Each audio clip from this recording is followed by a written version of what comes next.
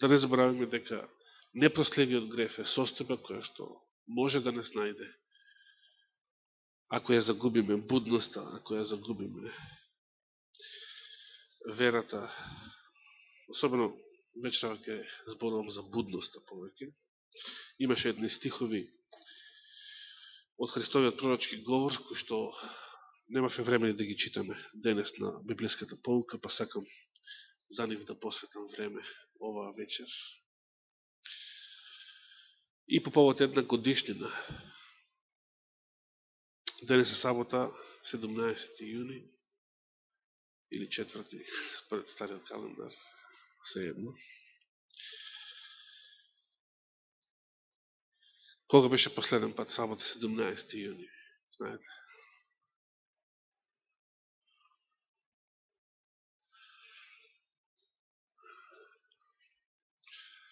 Јас уште како дете се занимавав со календарот, ми беше интересна тема и забележав дека датумите се повторуваат на секој 11 години.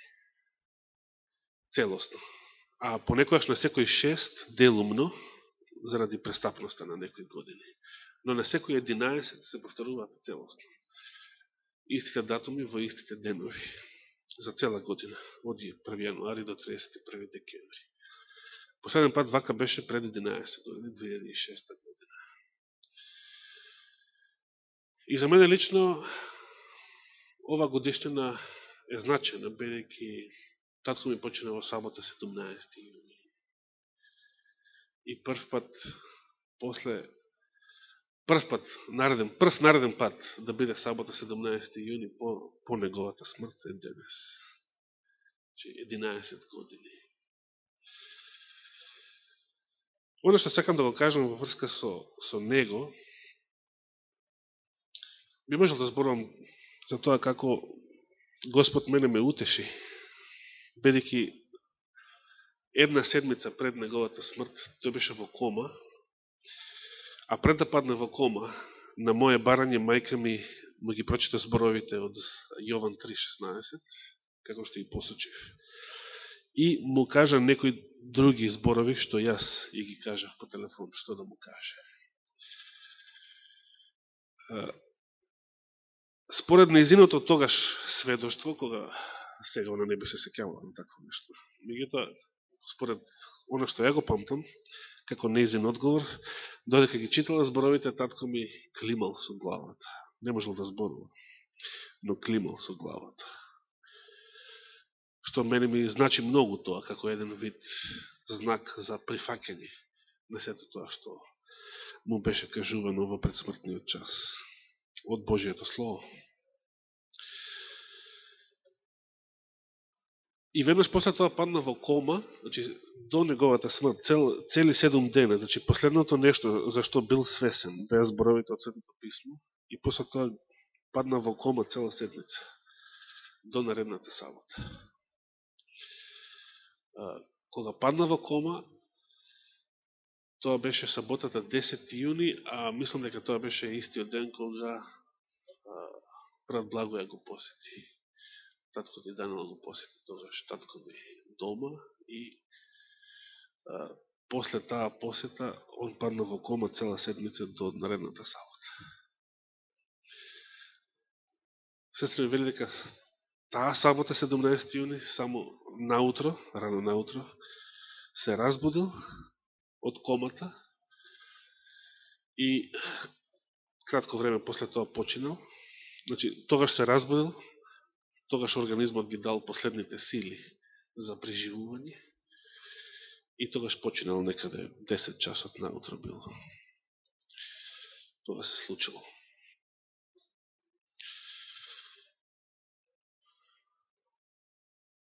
И јас се сеќавам дека таа седмица пред да падне во кома се молев во мојот живот како никогаш пред тоа и никогаш после тоа до ден денес. Но Господ навистина е голем и знае и во најтешки мигови да ни даде силна утеха и надеж.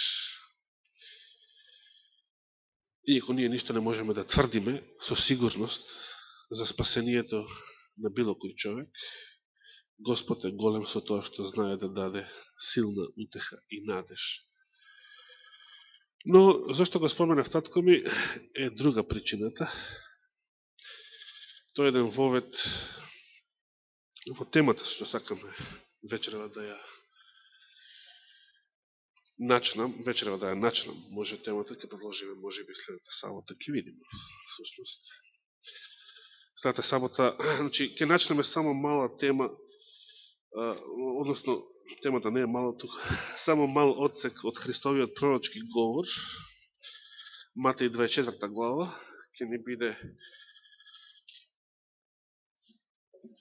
текстот за проучување. Христовиот пророчки говор како наредна Христова беседа, одржана во Евангелијата. Но, еве, следната сабота, бидејќи од Сабајле ќе имам проповета, тогаш ќе може да зборувам за од почеток Христовиот пророчки говор и знаците на неговото доаѓање. А сега само оние стихови кои што беа споменати во денешната библиска полка. Кои беа тие стихови? Се сеќавате? Од Матеј 24 глава се споменува, тој од 45-тиот стих, значи последните стихови од 24 глава до 51-тиот. Сега ќе ај повели, ајде.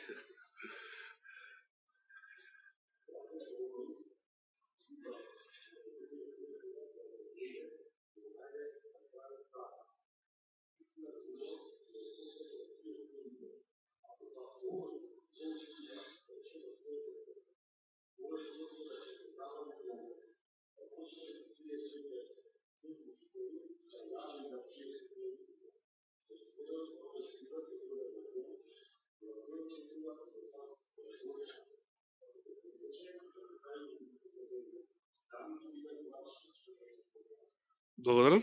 Само ти почва 46-тиот. 45-тиот гласи вака. Кој е пак тој верен и мудар слуга, значи Христос го поставува риторичко прашање. Кој е пак тој верен и мудар слуга, кого ќе го постави Господарот негов над слугите своји да им дава на време храна? Да им дава на време храна, така. На што се одмисливо? Може да се мисли, се разбира, на буквално на материјални господари, кои што и нивни менаджери, да речеме, во денешните фирми, фабрики, предпријатија. Може да се мисли на материјално. Меѓутоа, пред се мисли на духовното. Значи, да, Господ посебно тука ги таргетира пасторите, свештениците, проповедниците, они што се задолжени, според Езекијел 23 глава, Еремија беше 23 глава, а во Езекијел беше 34 или 34, да. Еремија 23 и Езекијел 34. Кај што Господ зборува против неверните пастири на неговото стадо. Верните се оние кои што на своите слуги, значи некој слуга што е поставен како пастир, како менаджер на господаревиот имот, на стопанството, да речеме, на другите слуги им дава на време храна. Блажен е тој слуга, кога ќе дојде господарот негов, ќе го најде да постапува така. Вистина ви велам дека на целиот свој имот ќе го постави него. И сега, ако пак тој слуга е лош и си рече во срцето свое, Господарот мој уште за долго време нема да дојде. Значи, што тука представува лошотилакот на неверниот слуга, на неверниот менаджер, на неверниот пастир? Господарот мој уште долго време нема да дојде.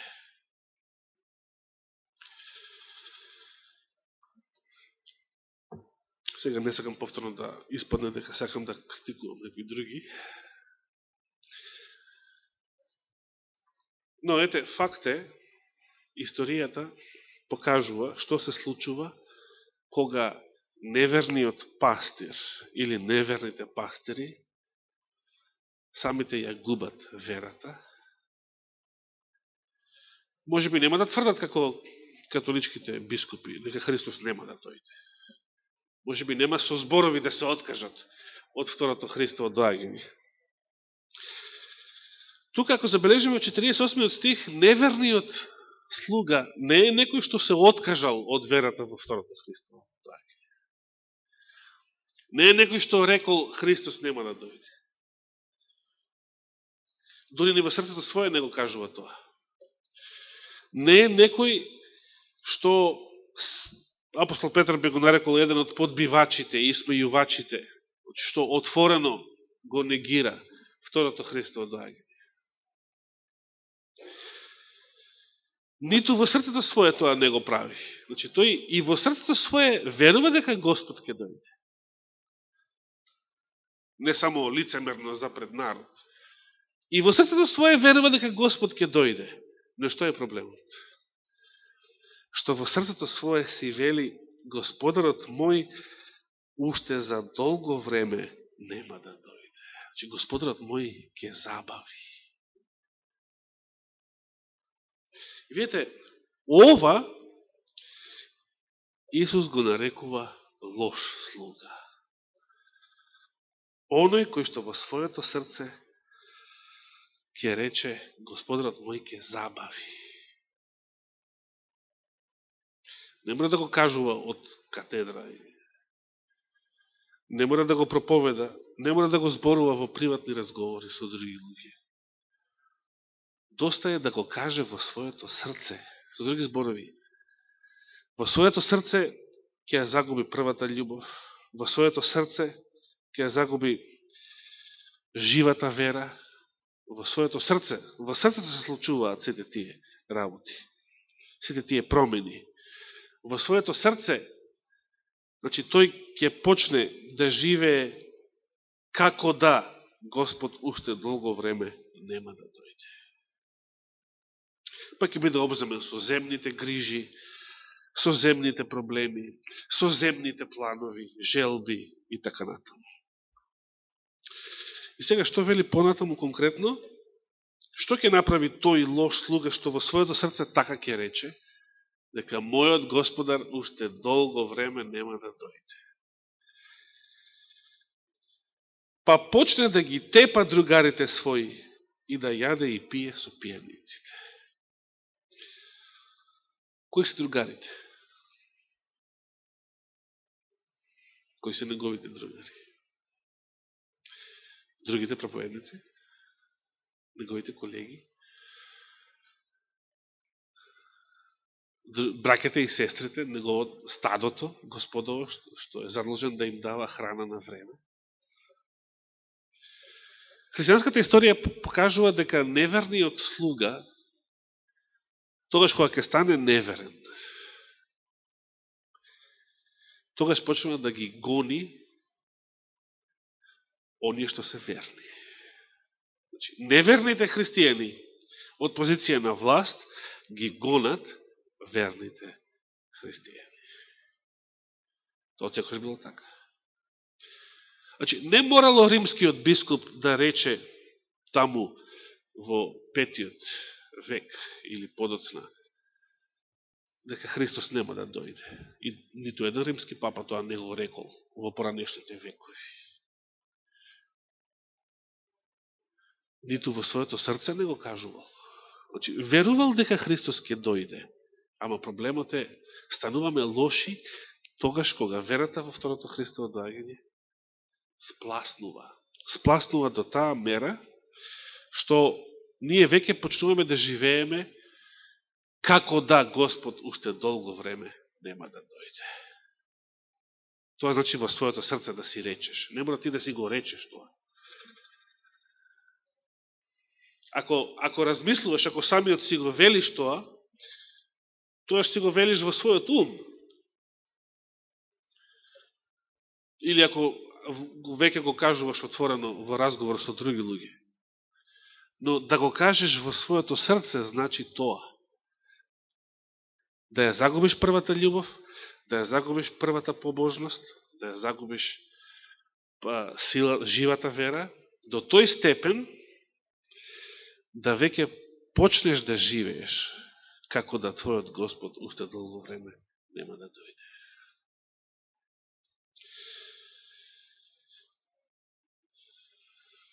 И сега затоа реков, не искам само Римската црква да споменувам. Прогонства имало до денешната адвентистичка црква. Секогаш кога некој од позиција на власт, пастир, слуга,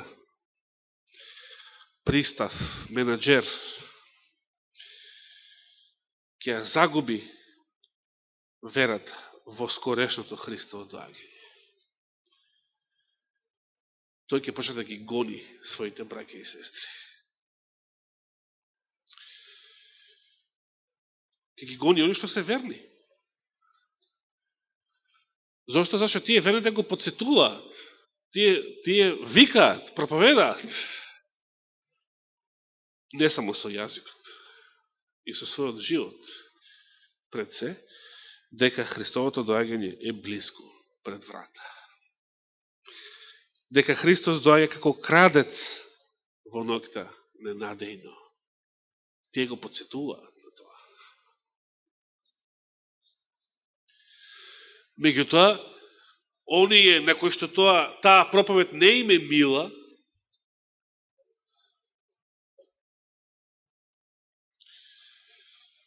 вистина е,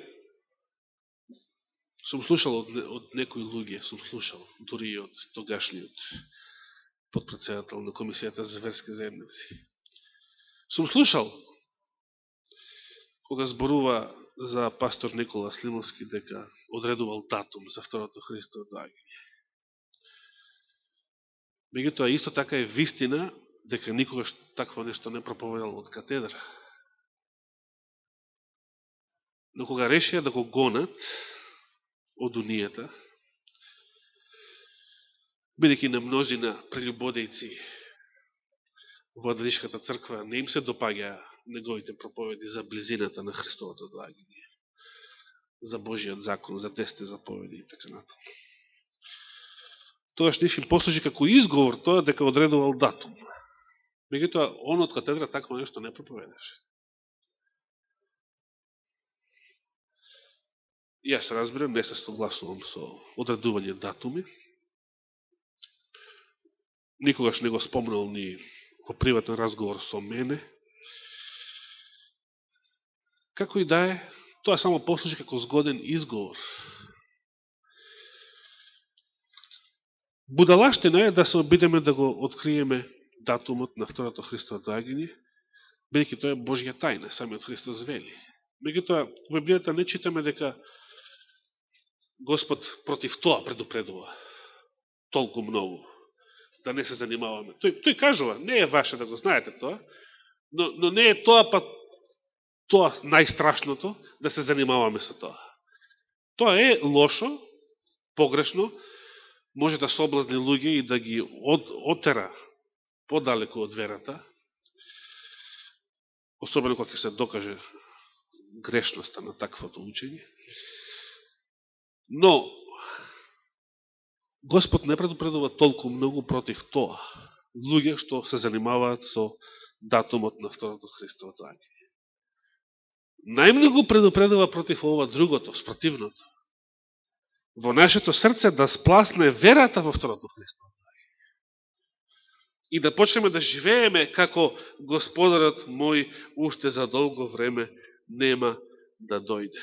И сега 50-тиот стих вели, значи отколку ќе почне да јаде и да пие со пијаниците, да ги тепа другарите своји, да ги гони верните.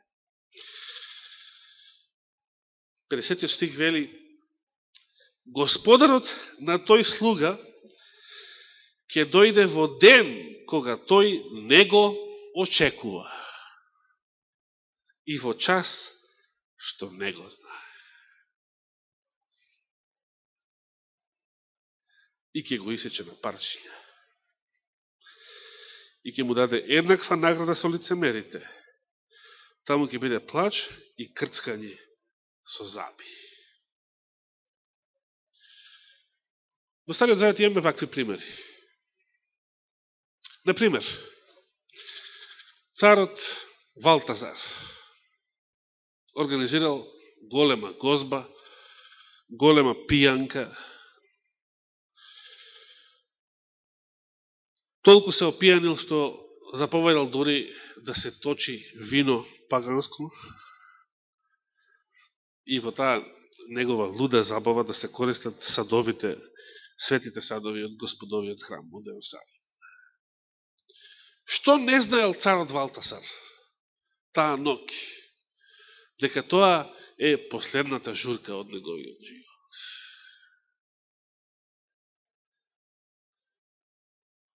Дали понекогаш сте направиле нешто, не мора нешто лошо. Не ќе кажам зашто го споменав татко како пример. Уште не ви кажам. Дали некој сте направиле нешто, не мора да е лошо, без да знаете дека тоа било последен пат. Значи, без да знаете.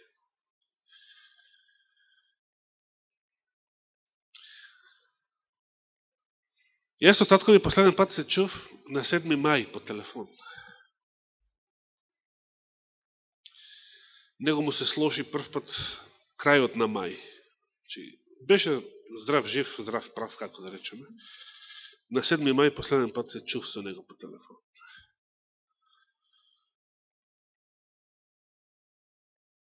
И не знаев дека тоа беше последниот пат. Никогаш повеќе не го чув. Тоа беше последниот контакт меѓу мене и него.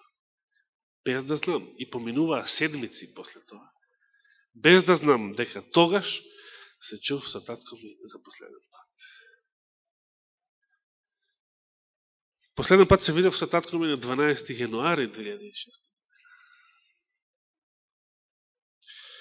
Го прегрнав, го бакнав и отидов рано наутро. Ме чекаше брат му на Гоце да му однесе на аеродром. Поминуваа цели месеци после тоа, без да знам дека тогаш го видов татко ми за последен пат. И знаете, ова последен пат имав после смртта на татко ми, често пати го кажу. Особено првата година, па и првите неколку години. Го кажав во многу проповеди. Се сеќавам еднаш држав проповед во една црква во Вирџинија, каде што беше, се сеќавам на датумот 2. јуни 2007 година, каде што го кажував ова. Како татко ми го видов на 12 јануари претходната година за последен пат, без да знам дека било последен пат. И како го чув, се чувме телефонски со него последен пат на 7 мај, истата година, без да знам дека било последен пат. И тогаш поставив прашање, во таа проповед од катедра, поставив вакво прашање. Што мислите, дали денес, кога сте излегле од дома, за да дојдете тука во црква, со некого може би сте се виделе за последен пат, без да знаете? И знаете што се случи кога го поставив тоа прашање? После таа моја проповед ми кажале дека за време на мојата проповед починал сопругот на една верничка што била таму во црква. Значи, јас кога го поставив тоа прашање, всушност тоа се случило истата сабота.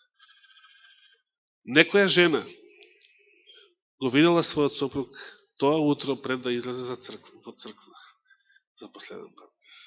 Без да знае дека било последен пат. Гледате, може би ќе се сетите и вие на некои такви искуства. Јас секјам Расел Стендиш кога го возев од Хартланд, го возев до Вашингтон кај неговиот син беше тогаш како правник некој секретар на Генерална конференција за верска слобода и живееше многу близко до Конгресот, до зградата на Конгресот. И таму близко до Конгресот се паркирав, каде што живееше син му, една убава населба. Така на височинка, зато се вика Capitol Hill, височинка беше тоа, со куки, градини, тревници, цвекиња. Многу убава населба беше, се сеќавам. Веднаш позади Конгресот. И не знаев дека тогаш со Расел Стендиш се видов за последен пат. Следната година загина во автомобилска несреќа во Австралија.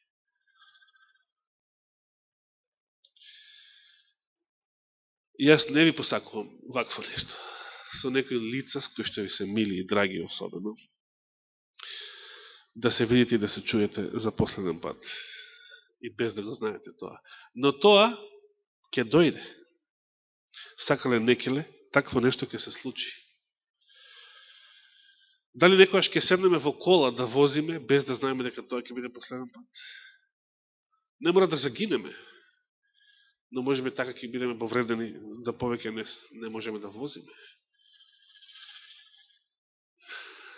Дали некој ден ќе пешачиме на улица, ќе трчаме, ќе возиме велосипед, без да знаеме дека тоа ќе биде последен пат. Дали некој ден ќе легнеме да спиеме некоја вечер, без да знаеме дека тоа било последен пат. Дали некој ден ќе се разбудиме наутро во кревет, без да знаеме дека тоа е последен пат. Последен пат да се разбудиме, последен пат да го видиме сонцето, последен пат, последниот ден во нашиот живот. Понекогаш се знае последниот ден. На некои тешки пациенти им се кажува, или веќе самите предосеќаат и знаат. Меѓутоа, за многу луѓе во овој свет, последниот ден е нешто што тие не го знаеле. Не го знаеле кога настапил последниот ден. Не знаеле кога нешто, убаво или лошо, им се случило за последен пат. Но тоа е оно што Господ предупредува и ги предупредува сите и сите нас, дека неминовно ќе се случи. Многу работи ќе се случат, многу работи со кои што ги правиме секојдневно, ќе се случат еден ден за последен пат. И видите какви зборови потребува, многу интересни. Некои дори се фаќаат, конкретно, 40 стих, тогаш ќе бидат двајца на нива, вели. Еден ќе биде земен, а другиот ќе биде оставен. Што значи ова? Значи, двајца ќе бидат на нива за последен пат. Не се мисли дека едниот ќе биде грабнат баш од нивата, а другиот оставен. Кога Господ ќе дојде, неговите запечатени и они жигосаните нема да бидат толку физички близко едни до други. Две жени ќе мелат со рачна мелница. И некогаш тоа ќе го направат за последен пат. Последен пат ќе бидат заедно во таа работа. Како колешки, да речем. Едната ќе биде земена, а другата ќе биде оставена. И зато 42 стих вели, па затоа, или па така, бидете будни, зашто не знаете во кој час ќе дојде вашиот Господ. Очи овие примери се кажани за будност. Меѓутоа, тука не е споменат оној трет пример, што го има во Лука. Чекај да видиме дали е во Лука. Во Лука сигурно, може би и во Марко. Лука.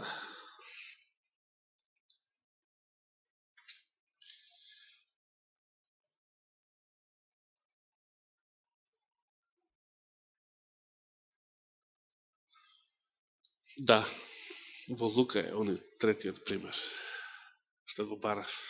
Лука 17 глава, 34 стих. Христос тука е споменат како прв пример во Лука.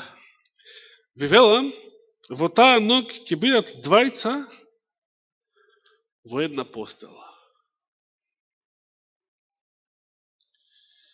Едниот ќе го земат, и другиот ќе го остават. Имаше некои смешни толкувања што ги чув во врска со овој стих, не сакам да ги кажувам. Меѓутоа, тоа покажува дека некои луѓе се бунат што значат овие зборови, како треба да ги сватиме. И потоа вели две жени ќе имаат заедно, едната ќе ја земат, а другата ќе ја остават.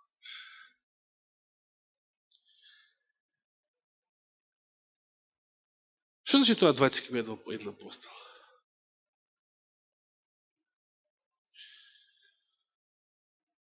Господ сака да каже, двајца ќе легнат во една постела и тоа ќе биде некоја ног, тоа ќе биде за нив последен пат.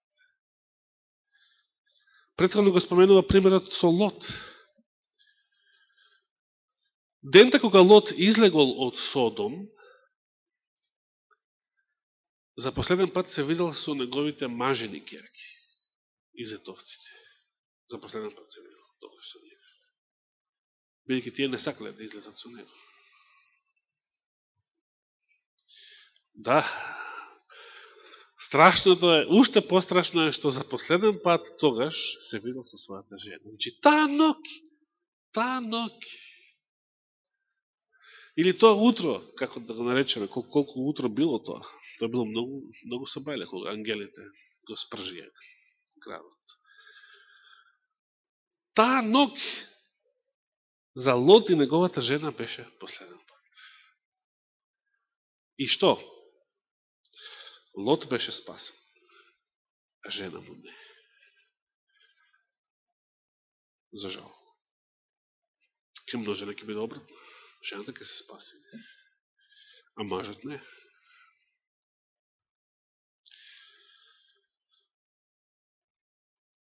Колку ненадејно, колку брзо некојаш може да се случи последниот час. Без да го очекуваш. Зарем, предходната вечер, кога Лот ги видел ангелите, седејки на градската врата, зарем помислувал дека тоа е последната вечер за Содом, за неговиот град, за сите негови жители. Зарем помислувал дека таа ног ќе биде последната ног со неговото семејство, со неговата жена конкретно. Зарем помислувал на такво нешто. Се разбира, не на крај памет што биде.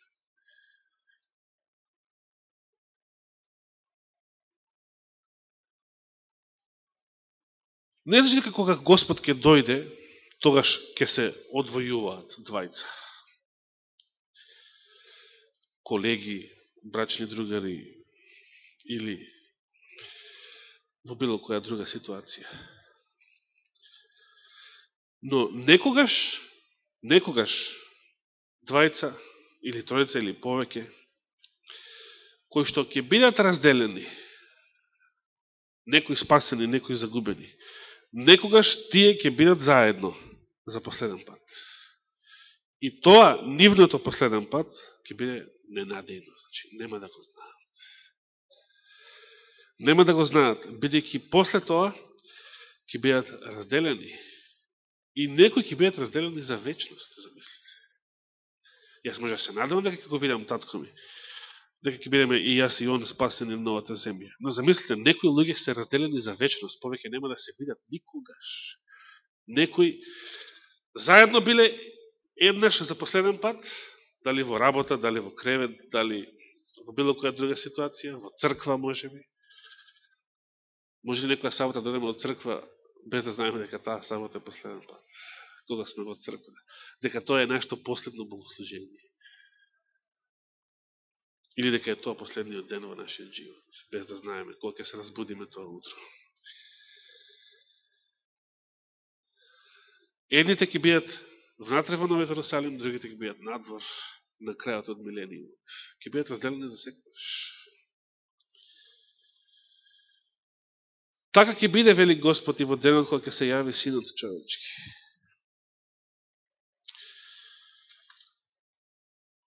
Затоа Господ не предупредува да бидеме будни во ова време, кога не знаеме Не само што не знаеме кога ќе дојде Господ, туку во ова време, кога има најмалку вера во неговото доаѓање, кога има најмногу неморал и содомија во светот и во многу христијански деноминации. Во ова време, значи кога има најмногу разврат, кога венчаваат и хомосексуалци, пример во англиканската црква. Значи тоа е све забегано на запад. Во ова време Господ е повикува да бидеме будни. Зошто? Бидејќи сега кога најмалку се верува Христовото доаѓање. Некако во средниот век, кога се ближала 1000-та година, сите се плашели. Па не дошол. Па имаше околу 2000-та, се сеќаваме, разни варианти. Плюс-минус некоја година. Но сега кога најмалце се верува во Христа, најмалку се верува во Христовото доаѓање, по-конкретно, кога најмалку се верува во Библијата,